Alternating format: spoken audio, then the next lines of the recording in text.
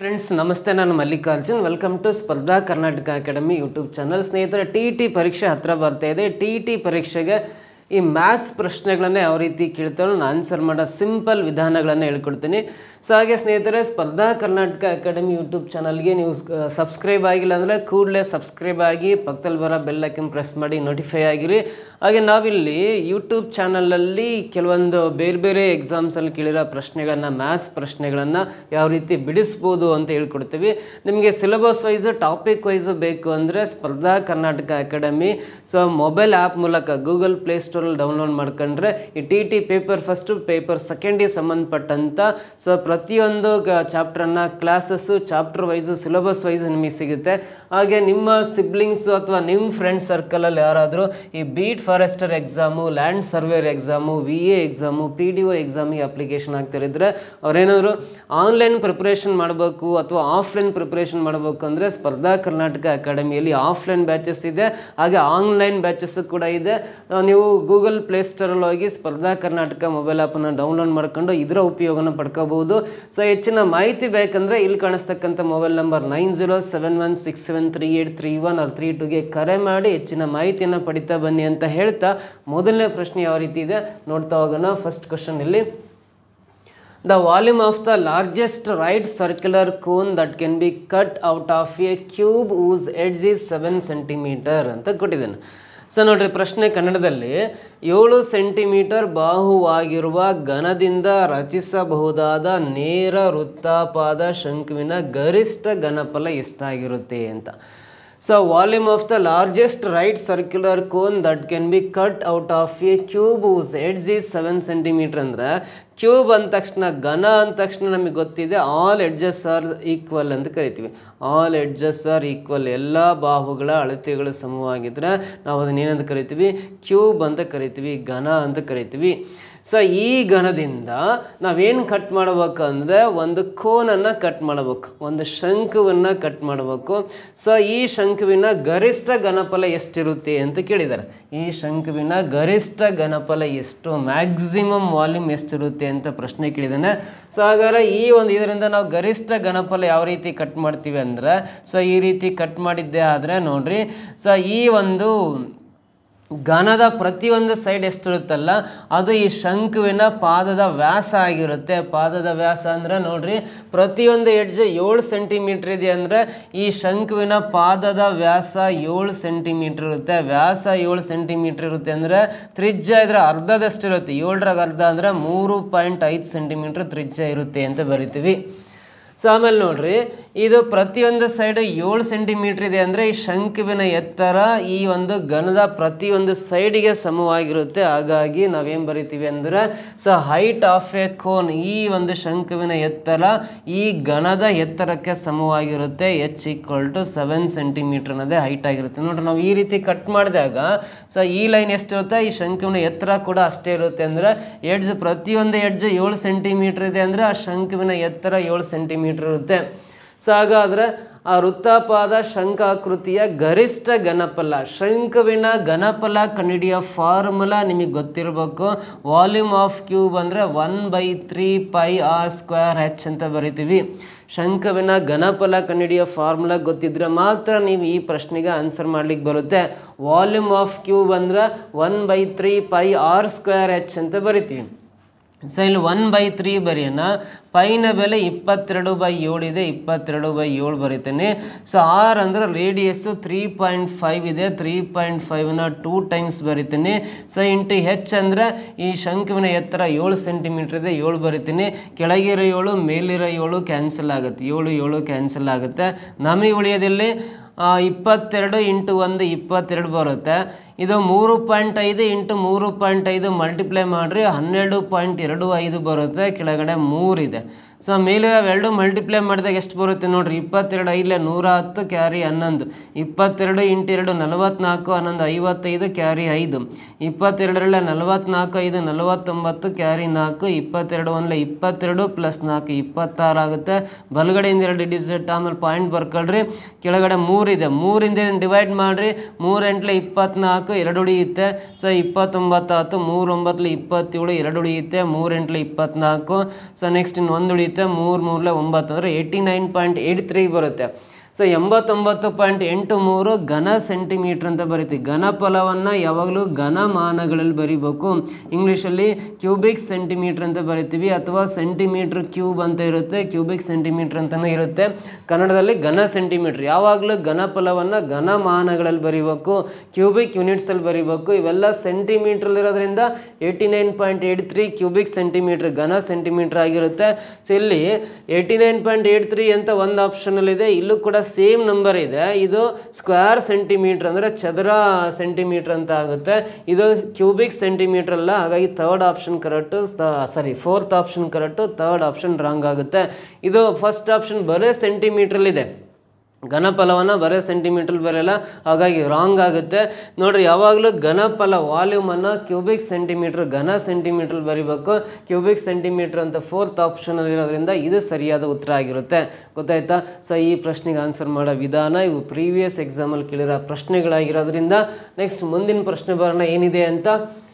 The perimeter of a regular pentagon is 100 centimeter. The length of each side is ಅಂತ ಕೇಳಿದ್ದೇನೆ. ಒಂದು ನಿಯಮಿತ ಪಂಚಭುಜಾಕೃತಿಯ ಸುತ್ತಳತೆ 100 ಸೆಂಟಿಮೀಟರ್ ಆದರ ಪ್ರತಿ ಬಾಹುವಿನ ಉದ್ದ ಎಷ್ಟು ಅಂತ ಕೇಳಿದ್ದೇನೆ.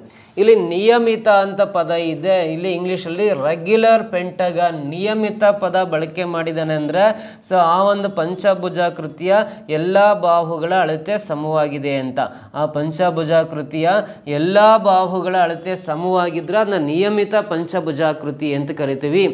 ಆಲ್ ಎಡ್ಜಸ್ ಅಥವಾ all sides of a pentagon are equal, then it is said to be a regular pentagon ಅಂತ ಕರಿತೀವಿ. ನಿಯಮಿತ ಪಂಚಭುಜಾಕೃತಿ ಅಂದ್ರೆ ಆ ಪಂಚಭುಜಾಕೃತಿಯ ಎಲ್ಲಾ ಬಾಹುಗಳ ಅಳತೆ ಸಮವಾಗಿದ್ರೆ ಅದನ್ನ ನಿಯಮಿತ ಅಂತ ಪದ ಬಳಕೆ ಮಾಡ್ತಾರೆ. ಸೊ ಹಾಗಾದ್ರೆ ಈ ನಿಯಮಿತ ಪಂಚಭುಜಾಕೃತಿಯ ಸುತ್ತಳತೆ ಪೆರಿಮೀಟರ್ 100 ಸೆಂಟಿಮೀಟರ್ ಅಂತ ಕೊಟ್ಟಿದ್ದಾನೆ. ಇದರ ಅರ್ಥ ಈ 5 ಬಾಹುಗಳನ್ನು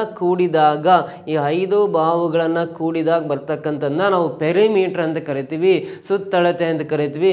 ಈ 5 ಸೈಡ್ಸನ್ನು ಅಡಿಷನ್ ಮಾಡಿದ್ರೆ 100 ಸೆಂಟಿಮೀಟರ್ ಬರುತ್ತೆ ಅಂದರೆ ಈ 100ನ್ನು ನಾನು 5ಇಂದ ಡಿವೈಡ್ ಮಾಡ್ತೀನಿ. ಯಾಕಂದರೆ 5 ಈಕ್ವಲ್ ಸೈಡ್ಸ್ ಇರೋದ್ರಿಂದ 5ರಿಂದ ಡಿವೈಡ್ ಮಾಡಿದರೆ 5 2 10 0 ಪಕ್ಕ ಬರ್ಕೊಂಡ್ರೆ 20 ಬರೋದ್ರಿಂದ ಸೊ ಈ ಒಂದು ನಿಯಮಿತ ಪಂಚಭುಜಾಕೃತಿಯ ಪ್ರತಿಯೊಂದು ಬಾಹುವಿನ ಅಳತೆ ಪ್ರತಿಯೊಂದು ಸೈಡ್ 20 ಸೆಂಟಿಮೀಟರ್ ಇರುತ್ತೆ ಅಂತ ಅರ್ಥ. ಪ್ರತಿಯೊಂದು ಸೈಡ್ 20 ಸೆಂಟಿಮೀಟರ್ ಇರುತ್ತೆ. ಸುತ್ತಳತೆ ಅಂದರೆ ಇವೆಲ್ಲ ನಂಬರ್ಸ್ನ ಅಡಿಷನ್ ಮಾಡ್ರಿ ಟೋಟಲ್ 100 ಬರುತ್ತೆ. ಸೊ ಅದರ ಪ್ರತಿ ಬಾಹುವಿನ ಅಳತೆ ಉದ್ದ ಎಷ್ಟು ಅಂತ ಕೇಳಿದರೆ 20 centimetre. Option first one correct. ಆ 100ನ್ನು ಡಿವೈಡ್ ಬೈ 5 ಮಾಡ್ಕೊಂಡ್ರೆ ಸಾಕು. 5 ಸೈಡ್ಸ್ ಇದೆ ಅಂದರೆ 5ರಿಂದ ಡಿವೈಡ್ ಮಾಡ್ಕೋಬೇಕು. ಪ್ರತಿಯೊಂದು ಬಾಹುವಿನ ಅಳತೆ 20 ಸೆಂಟಿಮೀಟರ್ ಇರುತ್ತೆ. First option is the exact answer. Clear ಅರ್ಥ ಆಯ್ತಾ? ನೆಕ್ಸ್ಟ್ ಮುಂದಿನ ಪ್ರಶ್ನೆ ಬರೋಣ. ದ ಪಾಯಿಂಟ್ 0, -4 ಲೈಸ್ ಆನ್ ಅಂತ ಕೊಟ್ಟಿದ್ದಾನೆ. ಆ ಬಿಂದು ಕೊಡಿದ್ದಾನೆ 0, -4 ಇರುವ ಸ್ಥಾನ ಯಾವುದು ಅಂತ ಕೇಳಿದ್ದಾನೆ. ಆ 0, -4 ಅನ್ನೋದು ಯಾವ ಅಕ್ಷದ ಮೇಲೆ ಬರುತ್ತೆ? Positive X axis, negative X axis, positive Y axis, negative Y axis ಅಂತ ಕೇಳಿದ್ದಾನೆ. ಪಾಸಿಟಿವ್ ಅಂದರೆ ಧನಾತ್ಮಕ ಎಕ್ಸ್ ಅಕ್ಷ, ಇದು ಋಣಾತ್ಮಕ ಎಕ್ಸ್ ಅಕ್ಷ, ಇದು ಧನಾತ್ಮಕ ವೈ ಅಕ್ಷ, ಇದು ಋಣಾತ್ಮಕ ವೈ ಅಕ್ಷ ಅಂತ ಕನ್ನಡದಲ್ಲಿ ಆಪ್ಷನ್ಸ್ ಬರ್ಕೋಬಹುದು. ನಾವು ಗ್ರಾಫ್ ಹಾಕೋದೆಲ್ಲ ಕಲ್ತ್ಕೊಂಡಿದ್ದೀವಿ. ನಾವು ಗ್ರಾಫ್ ಹಾಕೋದೆಲ್ಲ ಸ್ಕೂಲ್ ಡೇಸಲ್ಲಿ.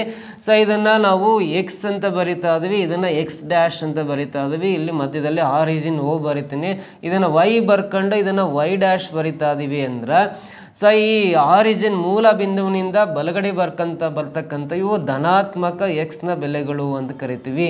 ಪಾಸಿಟಿವ್ ಎಕ್ಸ್ ಆಕ್ಸಿಸ್ ಅಂತ ಕರಿತೀವಿ, ಆ ಪಾಸಿಟಿವ್ ಅಂತ ಕರಿತೀವಿ. ಸೊ ಇಲ್ಲಿ ಮೂಲ ಬಿಂದುವಿನಿಂದ ಲೆಫ್ಟ್ ಸೈಡ್ಗೆ ಇರ್ತಕ್ಕಂಥವನ್ನ ಋಣಾತ್ಮಕ ಅಂತ ಕರಿತೀವಿ, ಋಣಾತ್ಮಕ ಅಂತ ಹೇಳ್ತೀವಿ. ಋಣಾತ್ಮಕ ಅಂದರೆ ಸೊ ನೆಗೆಟಿವ್ ಎಕ್ಸ್ ಆಕ್ಸಿಸ್ ಅಂತ ಕರಿತೀವಿ, ನೆಗೆಟಿವ್ ಎಕ್ಸ್ ಆಕ್ಸಿಸ್ ಅಂತ ಕರಿತೀವಿ. ಆಮೇಲೆ 0ಯಿಂದ ಮೇಲ್ಗಡೆ ಬರೋ ವೈ ವ್ಯಾಲ್ಯೂಸ್ ಎಲ್ಲ ಪಾಸಿಟಿವ್ ವೈ ವ್ಯಾಲ್ಯೂಸ್ ಅಂತ ಕರಿತೀವಿ, ಪಾಸಿಟಿವ್ ವೈ ವ್ಯಾಲ್ಯೂಸ್ ಅಂತ ಕರಿತೀವಿ.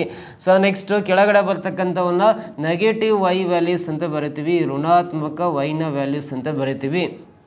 ಸೊ ಈ ಒಂದು ಬೇಸಿಕ್ ಇನ್ಫಾರ್ಮೇಷನ್ ಗೊತ್ತಿತ್ತು ಅಂದರೆ 0, -4 ಅಂದರೆ ಯಾವಾಗಲೂ ಇದನ್ನು ನಿರ್ದೇಶಾಂಕ ಅಂತ ಕರಿತೀವಿ, ಕೋಆರ್ಡಿನೇಟ್ ಅಂತ ಕರಿತೀವಿ, ನಿರ್ದೇಶಾಂಕ ಬಿಂದು ಅಂತ ಹೇಳ್ತೀವಿ, ಕೋಆರ್ಡಿನೇಟ್ ಪಾಯಿಂಟ್ ಅಂತ ಕರಿತೀವಿ.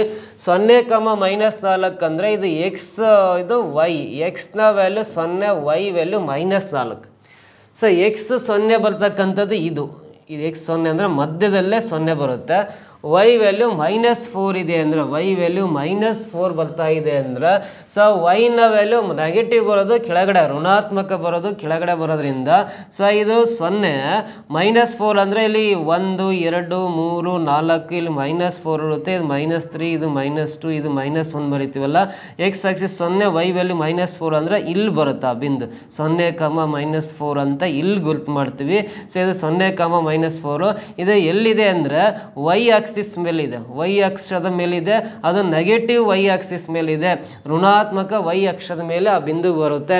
0, -4 ಅಂತಕ್ಕಂಥ ಬಿಂದು ಎಲ್ಲಿ ಬರುತ್ತೆ ಅಂದರೆ ಋಣಾತ್ಮಕ ವೈ ಅಕ್ಷದ ಮೇಲೆ ಬರುತ್ತೆ, ನೆಗೆಟಿವ್ ವೈ ಆಕ್ಸಿಸ್ ಮೇಲ್ಗಡೆ ಆ ಬಿಂದು ಕಾಣಿಸೋದ್ರಿಂದ ನಾವು ಈ ಪ್ರಶ್ನೆಗೆ ಆನ್ಸರು ನೋಡ್ರಿ ನೆಗೆಟಿವ್ ವೈ ಆಕ್ಸಿಸ್ ಅಂತ ಇದೆಯಲ್ಲ ಆಪ್ಷನ್ 4th ಒನ್ ಇದು ಸರಿಯಾದ ಉತ್ತರ ಆಗಿರುತ್ತೆ. 0, -4 ಅನ್ನೋದು ಋಣಾತ್ಮಕ ವೈ ಅಕ್ಷದ ಮೇಲೆ ಇರುತ್ತೆ ಅಂತ ಹೇಳ್ಬೋದು. ಕ್ಲಿಯರ್ ಅರ್ಥ ಆಯ್ತಾ?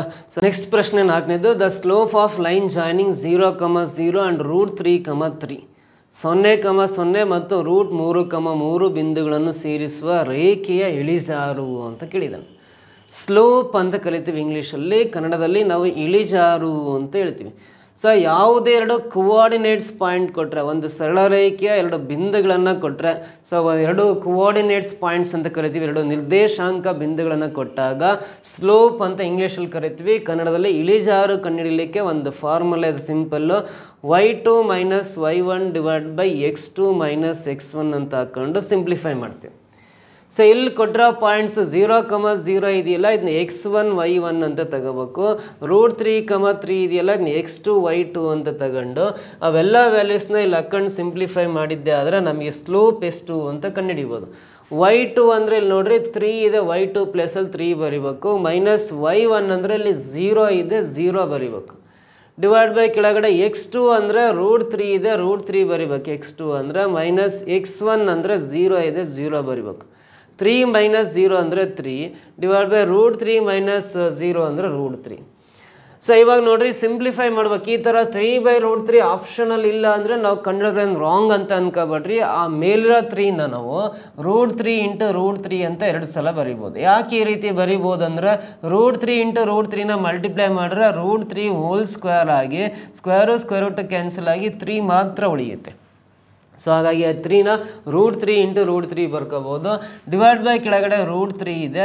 ಸೊ ಈ ಕೆಳಗಿರೋ √3 ಮೇಲಿರೋ √3 ಕ್ಯಾನ್ಸಲ್ ಆಗಿ ನಮಗೆ ಫೈನಲಿ ಉಳಿಯೋದು √3 ಮಾತ್ರ ಉಳಿಯುತ್ತೆ. ಇದನ್ನೇ slope of the line joining 2 points ಅಂತ ಕರಿತೀವಿ. ಎರಡು ಬಿಂದುಗಳನ್ನು ಸೇರಿಸುವ ನಿರ್ದೇಶಾಂಕಗಳ ಇಳಿಜಾರು ಸ್ಲೋಪ್ ಕಂಡುಹಿಡಿಬೇಕಂದ್ರೆ ಸಿಂಪ್ಲಿಫೈ ಮಾಡಿದ್ರೆ √3 ಬರ್ತಾ ಇದೆ. ಇಲ್ಲಿ ಸೆಕೆಂಡ್ ಆಪ್ಷನಲ್ಲಿದೆ √3, this is the right answer ಅಂತ ಹೇಳ್ತೀವಿ. ಕ್ಲಿಯರಾ? ಸೊ ನೆಕ್ಸ್ಟ್ ಕ್ವಶನ್ ಬರೋಣ. Which of the following is not a trigonometric identity ಅಂತಿದೆ. ಟ್ರಿಗ್ನಾಮೆಟ್ರಿಕ್ ಐಡೆಂಟಿಟಿ ಕೆಳಗಿನವುಗಳಲ್ಲಿ ತ್ರಿಕೋನಮಿತಿಯ ನಿತ್ಯ ಸಮೀಕರಣ ಅಲ್ಲದ್ದು ಯಾವುದು ಅಂತ ಕೇಳಿದ್ದಾನೆ. ಸೊ ಯಾವುದು ಟ್ರಿಗ್ನಾಮೆಟ್ರಿಕ್ ಐಡೆಂಟಿಟಿ ಅಲ್ಲ ಅಂದರೆ sin² θ + cos² θ = 1 ಅನ್ನೋದು ಕರೆಕ್ಟ್ ಇದೆ. ಇದು ಮೊದಲನೇ ಟ್ರಿಗ್ನಾಮೆಟ್ರಿಕ್ ಐಡೆಂಟಿಟಿ. ಆಮೇಲೆ secant² θ - tan² θ = 1 ಅನ್ನೋದು ಇದು ಕೂಡ ಟ್ರಿಗ್ನಾಮೆಟ್ರಿಕ್ ಐಡೆಂಟಿಟಿ ಅಂತಲೇ ಕರಿತೀವಿ. ಆದರೆ cosecant² θ - cos secant² θ = 1 ಅನ್ನೋದು ಇದು ಟ್ರಿಗ್ನಾಮೆಟ್ರಿಕ್ ಐಡೆಂಟಿಟಿ ಅಲ್ಲ. ಸೊ ತ್ರಿಕೋನಮಿತಿಯ ನಿತ್ಯ ಸಮೀಕರಣ ಇದು ಆಪ್ಷನ್ 3ನೇದಲ್ಲ ಅಂತ ಹೇಳ್ತೀವಿ. ಸೊ ಅದೇ 1 + cot² θ = cosec² θ ಅಂತ ಬರಿಬೋದು. ಇದನ್ನು ಕೂಡ ನಾವು ಟ್ರಿಗ್ನಾಮೆಟ್ರಿಕ್ ಐಡೆಂಟಿಟಿ ಅಂತಲೇ ಕರಿತೀವಿ. 3 ಐಡೆಂಟಿಟೀಸ್ ಇದಾವೆ. ತ್ರಿಕೋನಮಿತಿಯ 3 ನಿತ್ಯ ಸಮೀಕರಣಗಳಿದ್ದಾವೆ. ಫಸ್ಟು, ಸೆಕೆಂಡು, 4th ಅನ್ನೋದು ಕರೆಕ್ಟ್ ಆಗುತ್ತೆ. ಇದು ತ್ರಿಕೋನಮಿತಿಯ ನಿತ್ಯ ಸಮೀಕರಣ ಅಲ್ಲ, ಆಪ್ಷನ್ 3. ಸೊ ಹಾಗಾಗಿ ಯಾವುದಲ್ಲ ಅಂದರೆ ಆನ್ಸರ್ ನಾವು ಇದನ್ನೇ ಬರೀಬೇಕು. 3ನೇ ಆಪ್ಷನ್ನು ಇದು ತ್ರಿಕೋನಮಿತಿಯ ನಿತ್ಯ ಸಮೀಕರಣ ಅಲ್ಲ ಅಂತ ಹೇಳ್ತೀವಿ. sin² θ + cos² θ = 1 ಆಗುತ್ತೆ. secant² θ - tan² θ = 1 ಅನ್ನೋದು ಕೂಡ ಟ್ರಿಗ್ನಾಮೆಟ್ರಿಕ್ ಐಡೆಂಟಿಟಿ. 1 + cot² θ = cosec² θ ಅನ್ನೋದು ಕೂಡ ಟ್ರಿಗ್ನಾಮೆಟ್ರಿಕ್ ಐಡೆಂಟಿಟಿ ಆಗಿರುತ್ತೆ. ಇದು ಮಾತ್ರ ಆಗಿಲ್ಲ, ಆಪ್ಷನ್ 3 ಈಸ್ ದ ಆನ್ಸರ್ ಅಂತ ಹೇಳ್ತೀವಿ. ಯಾವ್ದು ಆಗಿಲ್ಲ ಅಂತ ಕೇಳಿದರೆ ಆಪ್ಷನ್ 3 1 ಆಗಿಲ್ಲ ಅಂತ. ನೆಕ್ಸ್ಟ್ 6ನೇ ಪ್ರಶ್ನೆ, secant A × 1 - sin A ಈ ಮತ್ತೆ ಬ್ರಾಕೆಟಲ್ಲಿ secant A plus tan A ಇದಿಷ್ಟು ಸಿಂಪ್ಲಿಫೈ ಮಾಡಿದ್ರೆ ಎಷ್ಟು ಬರುತ್ತೆ ಆನ್ಸರು ಅಂತ ಕೇಳಿದ್ದಾನೆ. ನೋಡಿರಿ ಸೀಕೆಂಟ್ ಎ ಹಾಗೆ ಬರ್ಕೊಳ್ಳೋಣ, ಸೀಕೆಂಟ್ ಎ, ಆಮೇಲೆ 1 ಮೈನಸ್ ಸೈನ್ ಎ ಕೂಡ ಹಾಗೆ ಬರೆಯೋಣ, ಏನು ಚೇಂಜಸ್ ಮಾಡಬೇಡ್ರಿ. ಆದರೆ ಇಲ್ಲಿ ಈ ಬ್ರಾಕೆಟ್ ಒಳಗಡೆ ಸೀಕೆಂಟ್ ಎನ 1/cos ಎ ಅಂತ ಬರಿಬೋದು. ಸೀಕೆಂಟ್ ಎನ 1/cos ಎ ಪ್ಲಸ್ ಟ್ಯಾನ್ ಎನ ನಾವು ರೆಸಿಪ್ರೋಕಲ್ ಆಫ್ ಟ್ಯಾನ್ ಅಂದರೆ ಸೈನ್ ಅಲ್ಲ ರೇಷಿಯೋ ಆಫ್ ಟ್ಯಾನ್ ಅಂದರೆ ಸೈನ್ ಬೈ ಕಾಸ್ ಅಂತ ಬರಿತಾ ಇದ್ವಿ. ಟ್ಯಾನ್ ಎನ ಸೈನ್ ಬೈ ಕಾಸ್ ಎ ಅಂತ ಬರಿಬೋದು. ಸೊ ಇಲ್ಲಿರೋ ಸೀಕೆಂಟ್ ಎ ಅದು ಹಾಗೆ ಇರಲಿ, ಏನು ಚೇಂಜಸ್ ಮಾಡಬೇಡ್ರಿ. ಇದು 1 ಮೈನಸ್ ಸೈನ್ ಎ ಕೂಡ ಹಾಗೆ ಇರಲಿ, ಏನು ಚೇಂಜಸ್ ಮಾಡಬೇಡ್ರಿ. ಇಲ್ಲಿ ಡಿನಾಮಿನೇಟ್ರಲ್ಲಿ ಕಾಸ್ ಎ ಇದೆ, ಇಲ್ಲೂ ಡಿನಾಮಿನೇಟ್ರಲ್ಲಿ ಕಾಸ್ ಎ ಇದೆ ಅಂದರೆ ಕಾಸ್ ಎ ಸೇಮ್ ಇದೆ ಅಂದರೆ ಅದೇ ಲಾಸ್ ಸಹ ಕಾಸ್ ಎನ ತಗೊಂಡ್ಬಿಟ್ಟು ಎರಡೂ ಡಿನಾಮಿನೇಟರ್ ಸೇಮ್ ಇದ್ದಾಗ ಮೇಲ್ಗಡೆ 1 ಪ್ಲಸ್ ಸೈನ್ ಎ ಅಂತ ಡೈರೆಕ್ಟಾಗಿ ಬರೀಬೋದು, 1 ಪ್ಲಸ್ ಸೈನ್ ಎ ಅಂತ. ಇವಾಗ ನೋಡ್ರಿ ಈ ಸೀಕೆಂಟ್ ಎನ 1/cos ಎ ಅಂತ ಬರ್ಕೋಬೋದು. ಈ ಸೀಕೆಂಟ್ ಎನ 1/cos ಎ ಬರ್ಕೊಂಡು 1 ಮೈನಸ್ ಸೈನ್ ಎ ಇಂಟು ಇದು 1 ಪ್ಲಸ್ ಸೈನ್ ಎ. ನೋಡಿ ಇಲ್ಲಿ 1 ಮೈನಸ್ ಸೈನ್ ಎ ಇದೆ, ಇಲ್ಲಿ 1 ಪ್ಲಸ್ ಸೈನ್ ಎ ಇದೆ ಅಂದರೆ A minus B into A plus B ಇದೆ. ಇದು ಎ ಮೈನಸ್ ಬಿ, ಇದು ಎ ಪ್ಲಸ್ ಬಿ ಅಂದರೆ ಎ ಇದ್ದತ್ರ 1 ಇದೆ, ಬಿ ಇದ್ದತ್ರ ಸೈನ್ ಇದೆ. A minus B into A plus B ಅಂದರೆ ನಾವು A square minus B square, A square ಅಂದರೆ 1 ಸ್ಕ್ವೇರ್ ಮೈನಸ್ ಬಿ ಸ್ಕ್ವೇರ್ ಅಂದರೆ ಸೈನ್ ಸ್ಕ್ವೇರ್ ಎ ಬರೀತೀನಿ, ಡಿವೈಡ್ ಬೈ ಕಾಸ್ ಎ ಹಾಗೆ ಇರಲಿ.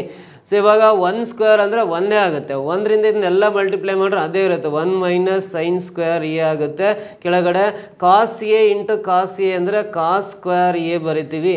ಆಮೇಲೆ 1 ಮೈನಸ್ ಸೈನ್ ಸ್ಕ್ವೇರ್ ಎನ ನಾವು ಕಾಸ್ ಸ್ಕ್ವೇರ್ ಎ ಅಂತ ಮೇಲ್ಗಡೆ ಬರ್ಕೊಂಡು ಕೆಳಗಡೆನೂ ಕೂಡ ಕಾಸ್ ಸ್ಕ್ವೇರ್ ಏನೇ ಇದೆ ಅಂದರೆ ಸೊ 1 ಮೈನಸ್ ಸೈನ್ ಸ್ಕ್ವೇರ್ ಅಂದರೆ ಟ್ರಿಗ್ನಾಮೆಟ್ರಿಕ್ ಐಡೆಂಟಿಟಿ ಗೊತ್ತಿರಬೇಕು. ಈಗ ತಾನೇ ಹಿಂದಿನ ಪ್ರಾಬ್ಲಮಲ್ಲಿ ಓದಿದ್ವಿ ನೋಡ್ರಿ, ಹಿಂದಿನ ಪ್ರಾಬ್ಲಮಲ್ಲಿ ಟ್ರಿಗ್ನಾಮೆಟ್ರಿಕ್ ಐಡೆಂಟಿಟಿ ಅಂತ ಹೇಳಿದ್ವಲ್ಲ, sine square theta plus cos square theta equal to 1 ಆದ್ರೆ ಸೊ ನಾವೇನು ಮಾಡ್ತೀವರ ಸೈನ್ ಸ್ಕ್ವೇರ್ ತೀಟಾ ರೈಟ್ ಸೈಡಿಗೆ ಬಂತು ಅಂದರೆ cos square theta equal to 1 minus sine square theta ಅಂತ ಬರಿತೀವಿ. ಈ 1 ಮೈನಸ್ ಸೈನ್ ಸ್ಕ್ವೇರ್ ತೀಟಾ ಇದ್ದತ್ರ ಕಾಸ್ ಸ್ಕ್ವೇರ್ ತೀಟಾ ಬರಿಬೋದು. ಸೊ ಹಾಗಾಗಿ ಇಲ್ಲಿ ನೆಕ್ಸ್ಟ್ ನೋಡ್ರಿ 1 ಮೈನಸ್ ಸೈನ್ ಸ್ಕ್ವೇರ್ ಎ ಇದ್ದತ್ರ ತೀಟಾ ಬದಲ ಎ ಇದೆ, ಕಾಸ್ ಸ್ಕ್ವೇರ್ ಎ ಅಂತ ಬರಿತೀವಿ. ಕಾಸ್ ಸ್ಕ್ವೇರ್ ಎ ಕ್ಯಾನ್ಸಲ್ ಆಗಿ ಮೇಲೆ ಕೆಳಗಡೆ ಏನಿಲ್ಲ ಅಂದ್ರೆ 1 ಇದ್ದಂಗೆ ಆನ್ಸರ್ ಇದಕ್ಕೆ 1 ಬರುತ್ತೆ. ಸೊ ಈ ಕ್ವಶನ್ಗೆ ಆನ್ಸರು 1 ಅನ್ನೋದು ಆಪ್ಷನ್ ಫಸ್ಟ್ 1ಅಲ್ಲಿದೆ. This is the right answer ಅಂತ ಹೇಳ್ತೀವಿ. ಟ್ರಿಗ್ನಾಮೆಟ್ರಿ ತ್ರಿಕೋನಮಿತಿ ಸಂಬಂಧಪಟ್ಟಂಥ ಪ್ರಶ್ನೆ, ಎಸ್ಪೆಷಲಿ ಪೇಪರ್ ಸೆಕೆಂಡಲ್ಲಿ ಈ ಥರ ಪ್ರಶ್ನೆಗಳು ಬರೋ ಚಾನ್ಸಸ್ ಇರುತ್ತೆ. ಓಕೆನಾ, ನೆಕ್ಸ್ಟ್ ಬರೋಣ. The author of Siddhanta Shiromani book which consists of 4 parts like the popular Leelavathi ಗಣಿತಂ ಅಂತ ಇದೆ. ಸೊ ಚೆನ್ನಾಗಿ ಜನಪ್ರಿಯತೆ ಪಡೆದ ಲೀಲಾವತಿ ಗಣಿತದಂತಹ 4 ಭಾಗಗಳ ಸಿದ್ಧಾಂತ ಶಿರೋಮಣಿ ಗ್ರಂಥವನ್ನು ರಚಿಸಿದವರು ಯಾರು ಅಂತ ಕೇಳಿದ್ದಾರೆ. ಸೊ 4 ಪಾರ್ಟ್ಸ್ ಇದೆ ಸಿದ್ಧಾಂತ ಶಿರೋಮಣಿ ಅಂತ ಗ್ರಂಥ, 4 ಭಾಗಗಳನ್ನಾಗಿ ಮಾಡಿದ್ದಾರೆ. ಆ 4 ಭಾಗಗಳನ್ನು ರಚನೆ ಮಾಡಿದರೆ ಯಾರು ಅಂತ ನೋಡ್ರಿ. ಚೆನ್ನಾಗಿ ಜನಪ್ರಿಯತೆ ಪಡೆದ ಲೀಲಾವತಿ ಗಣಿತ ಗ್ರಂಥ ಅಂತ ಓದಿವಲ್ಲ, ಅದೇ ಥರ ಸೊ 4 ಭಾಗಗಳ ಸಿದ್ಧಾಂತ ಶಿರೋಮಣಿ ಅಂತ ಒಂದು ಗ್ರಂಥ ಬರ್ತಾರೆ. ಅವ್ರು ಯಾರು ಅಂದರೆ ಸೊ ನಮ್ಮ ಇಂಡಿಯನ್ ಮ್ಯಾಥಮೆಟಿಷಿಯನ್ ಭಾಸ್ಕರ ಸೆಕೆಂಡ್ ಅಂತ ಹೇಳ್ತೀವಿ. 4th ಆಪ್ಷನ್ ಸರಿ ಉತ್ತರ ಆಗುತ್ತೆ, ಭಾಸ್ಕರ ಸೆಕೆಂಡ್. ಸೊ 4 ಭಾಗಗಳ ಸಿದ್ಧಾಂತ ಶಿರೋಮಣಿ ಬರ್ದನಲ್ಲ, ಸೊ ಅದರಲ್ಲಿ ಮೊದಲನೇ ಭಾಗವನ್ನು ಲೀಲಾವತಿ ಅಂತ ಕರೀತಾರೆ, ಮೊದಲನೇ ಭಾಗವನ್ನು ಲೀಲಾವತಿ ಅಂತ ಹೇಳ್ತಾರೆ.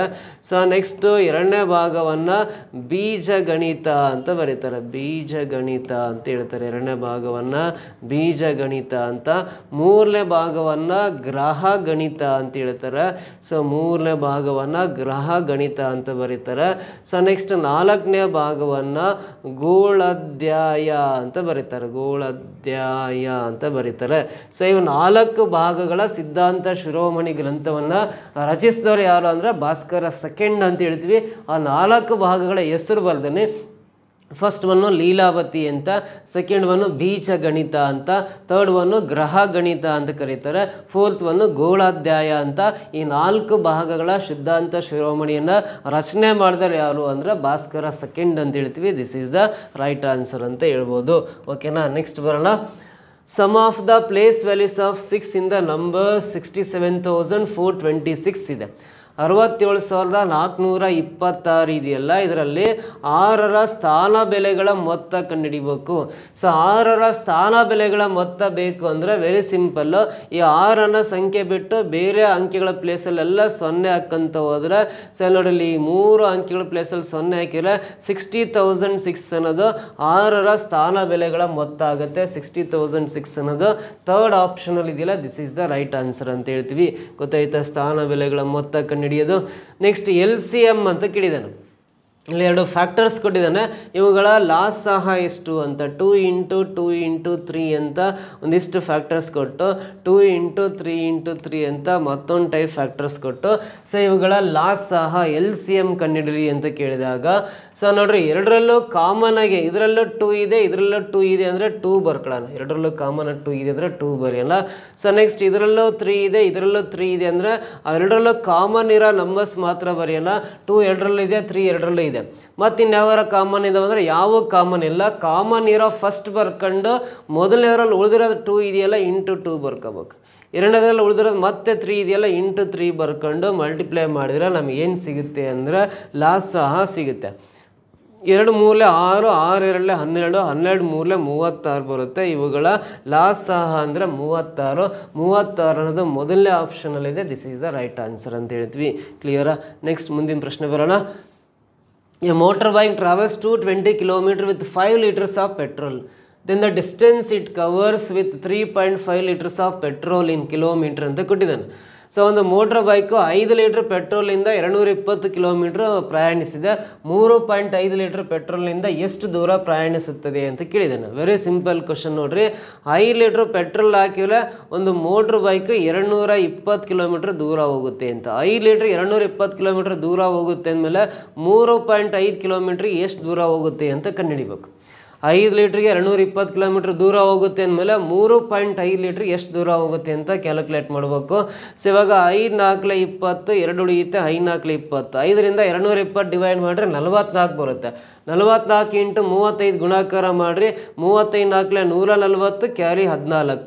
35 4 140 ಪ್ಲಸ್ 14 ಅಂದರೆ 154 ಆಗುತ್ತೆ. 1 ಡಿಜಿಟ್ ಆಮೇಲೆ ಪಾಯಿಂಟ್ ಇಡ್ರಿ. ಇಲ್ಲಿ ಎಷ್ಟು ಬರುತ್ತೆ 154.0 ಅಂದರೆ 3.5 ಲೀಟ್ರ್ ಪೆಟ್ರೋಲ್ಗೆ ಅದು 154 ಕಿಲೋಮೀಟ್ರ್ ಪ್ರಯಾಣಿಸ್ಬೋದು. ಆಪ್ಷನ್ ಸೆಕೆಂಡ್ ಒನ್ ಇದಕ್ಕೆ ಸರಿಯಾದ ಉತ್ತರ ಆಗಿರುತ್ತೆ. ಕ್ಲಿಯರ್ ಆಗಿ ಗೊತ್ತಾಯ್ತಾ? ನೆಕ್ಸ್ಟ್ ಪ್ರಶ್ನೆ ಬರೋಣ. If the principal is ₹1,200, then the amount to be paid at the end of 2 years at 12% per annum ಅಂತ ಕೇಳಿದ್ದಾನೆ. 1,200 ವರ್ಷಕ್ಕೆ 12% ಬಡ್ಡಿ ಅಂತ 2 ವರ್ಷಗಳ ನಂತರ ಪಾವತಿಸಬೇಕಾದ ಮೊತ್ತ ಎಷ್ಟು ಅಂತ ಕೇಳಿದ್ದಾನೆ. 1,200 ರೂಪಾಯಿಗೆ 12% ಅಂತ 2 ವರ್ಷ ಆದಮೇಲೆ ಅಸಲು ಬಡ್ಡಿ ಸೇರಿ ಎಷ್ಟು ಅಮೌಂಟ್ ಪೇ ಮಾಡಬೇಕು ಅಂತ ಕೇಳಿದ್ದಾನೆ. ವೆರಿ ಸಿಂಪಲ್ ಕ್ವಶನ್ನು ನೋಡ್ರಿ. 1,200 ರೂಪಾಯಿ ಹೇಳಿದ್ದಾನೆ. 12% ರೇಟ್ ಆಫ್ ಇಂಟ್ರೆಸ್ಟ್ ಅಂದರೆ ನೋಡ್ರಿ 100ಕ್ಕೆ 12 ರೂಪಾಯಿ ಬಡ್ಡಿ ಆದರೆ 1,200ಕ್ಕೆ ಎಷ್ಟು ಅಂತ ಕಂಡುಹಿಡಿಬೇಕಂದ್ರೆ ಈ ಪರ್ಸೆಂಟೇಜಲ್ಲಿರೋಂದ್ರೆ 2 ಇಲ್ಲ ಅನ್ಕೊಳ್ರಿ. 12 × 12 ಮಲ್ಟಿಪ್ಲೈ ಮಾಡಿದ್ರೆ 144 ರೂಪಾಯಿ ಬರುತ್ತಲ್ಲ, ಅದು 1 ವರ್ಷದ ಬಡ್ಡಿ ಆಗಿರುತ್ತೆ. ಇಂಟು 2 ವರ್ಷಕ್ಕೆ ಎಷ್ಟು ಬಡ್ಡಿ ಆಗುತ್ತೆ ಅಂದರೆ 144 × 2 ಮಲ್ಟಿಪ್ಲೈ ಮಾಡಿರಿ 288 ರೂಪಾಯಿ ಬಡ್ಡಿ ಆಗುತ್ತೆ 2 ವರ್ಷಕ್ಕೆ.